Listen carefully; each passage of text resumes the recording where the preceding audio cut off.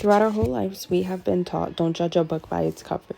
Though with Instagram and Snapchat being one of the highest rating social media platforms, it has caused there to be a rift throughout society. Many rates of suicide, eating disorders, and anxiety have skyrocketed.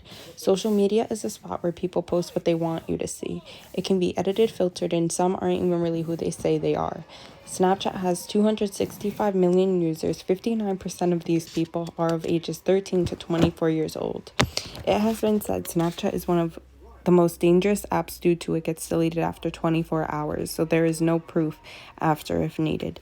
It had been developed by two Stanford students in whom wanted space for people to post temporarily. It is said active Snapchatters open the app 30 times a day, which is over once every hour every day. More than 60% of Snapchat create new content every day in which all the followers see what is being posted and end up having the sadness of feeling left out or wanting to live the life of another. Snapchat has over hundreds of filters to change the appearance of how one truly looks. It is a platform made to show us snippets of people's life, though an alternate media had also been created named Instagram. It is taking over, having over 1.74 billion users, which is the biggest photo sharing network at the moment, with Instagram containing ways to post, live stream, DM, and etc. It gives the audience every way to connect with one another and see what is going on throughout the world. Though, with this being said, social media has given individuals the opportunities to communicate with one another without being face to face, and which has created a society with very antisocial people when it comes to being in person.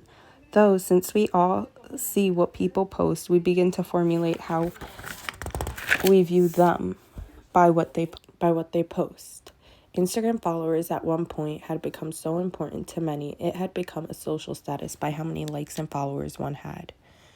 There have been apps in which you could buy your followers and or likes to have the look of having the most followers and likes by individuals in whom you don't know or are not even real.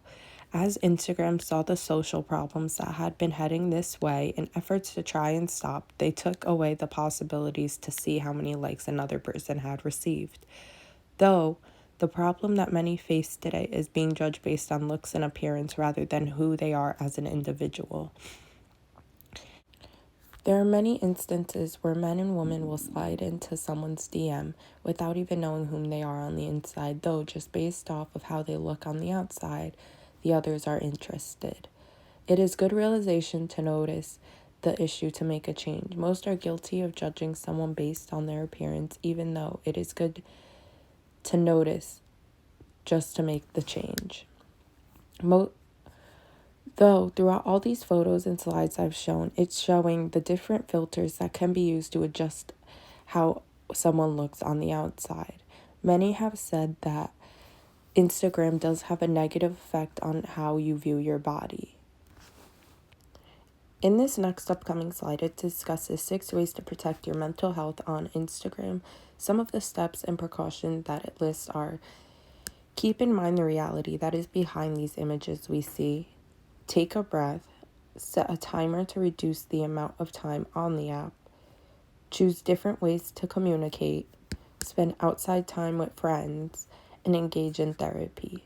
Some of these are just some ways to help boost up your mental health to grow back the strength in one's self-love.